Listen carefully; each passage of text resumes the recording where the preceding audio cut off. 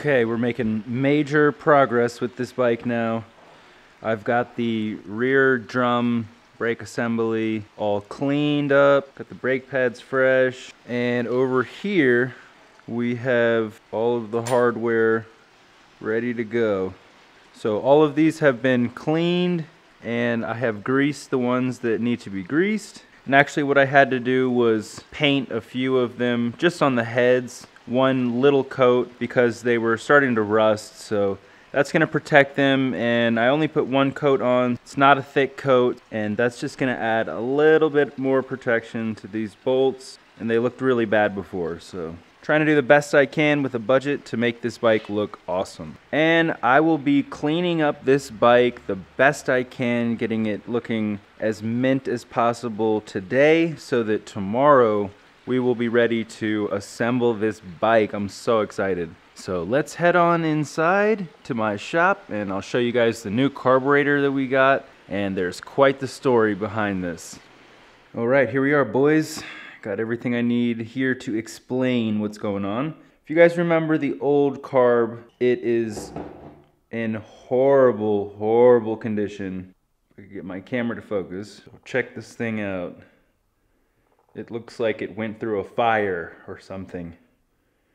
I don't know what the hell they did to try to make this thing work, but more importantly, the old drain bolt on this float bowl had completely sheared off all the threads. It was just junk. We were gonna have to try to make a new drain bolt for this, but it wasn't worth it considering the condition of the rest of the Carb. And now we have discovered something very important after the new Carb arrived. So I pulled this new carburetor out, and immediately we have a nice drain bolt right here, and the Carb looks great. It looks completely similar, almost identical. It's clean, it's in good condition. I tested it, everything works on it, and we're gonna open it up later. Then I went to go compare the two Carbs, and I immediately noticed that this opening is significantly larger than the new one. I mean, just from the eye, you can tell that's a lot larger. So I busted out the calipers. Sure enough, this one is about 52 millimeters, and this one is about 50 millimeters. So a little bit of a difference. That was a huge red flag, and I started to wonder, was this from an XR200? Did I get the wrong Carb? What's going on? But then I started thinking. I kept inspecting the Carb. Both of them have the exact same dimensions for the intake side that goes into the engine. That works. And then I noted that this one is shorter in length than the old one. And that's where I really started to figure out that this Carb was not for an XR250, and this one is correct, because there's a few more clues going on here. This is the old air boot. I tried to install this one back into the air boot, and you can see it's really not gonna fit. I mean, it did fit, but you had to absolutely mash this carburetor in there. And now, this new one, you can see it fits in there perfectly, exactly like it's supposed to. With this carburetor being a lot longer, it would be putting a lot of stress on this air boot. And what happened to the air boot? It cracked. It split on the top and the bottom. Why would it do that? What's going on here is this carburetor was too long and was pushing against the air boot, and that's what caused it to split like that over time. I can basically conclude that this carburetor is for an XR500, probably from the same exact year, and it fits into the engine. Just, it's a bigger carburetor. And over here, this exhaust pipe says, what does it say? XR500. So I talked to Kike, and turns out what happened was the person who got this bike into Mexico actually took two bikes, an XR500 and an XR250, and what he did was make one good bike out of them, which is what we have outside. Another issue that was going on was my friend was complaining that the bike would bog. you know, with wide open throttle, or just sometimes when he got on it, it would bog hard. So that's an indication that the bike's running lean, it's getting too much air. This carburetor was most likely the issue. So now I'm gonna be taking apart this carburetor after I give it a nice cleanup, and we are almost done. This bike should be running absolutely amazing.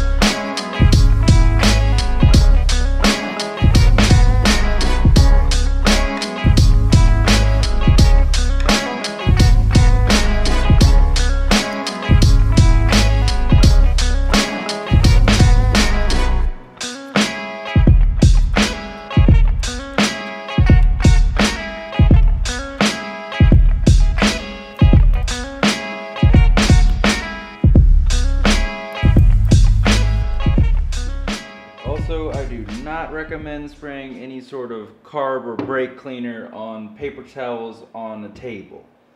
I'm gonna do this outside next time. God damn it. Anyways, here we have the final result of the carburetor. It looks great. And after double checking, the jets that I was gonna install, the main jet was gonna be too lean, and the slow jet was actually the same size, but it didn't fit in here. So sometimes things just don't work out. I don't know why they told me that that would fit in here and it didn't. But anyways, we're back to the original Honda jet settings, which is a 40 for the slow jet, pilot jet, and it's a 130 for the main. Since this is a completely different carb that we were using before, and it's much smaller, I think I just want to test it out like this. And we do have that 115 that we can lean this out with if we need to, but that's a huge step leaner. It's like 7 steps leaner, or at least 5 steps leaner, so it's just gonna be too much of a jump. I just want to try the carb the way it is right now. And here in Mexico, it's pretty hot most of the time, so probably better to run it on a leaner jet. Alright, well, the last thing I need to do is just clean the bike and get it ready for assembly. There's a few more details I'll take care after that. Cleaning this thing is going to take a long time. It's really, really dirty, and it's been sitting here for over a year, so it got even dirtier. After that, we're gonna slap the carb on, put this bike back together, get it started, change the oil, finish a few more details, and we're gonna reveal this thing. Alright, I cannot put this off any longer. Time to give this thing one heck of a scrub down. Knock this year of dust off of this bike. Just gonna clean up the rear wheel. We're gonna reuse this tire, everything as is.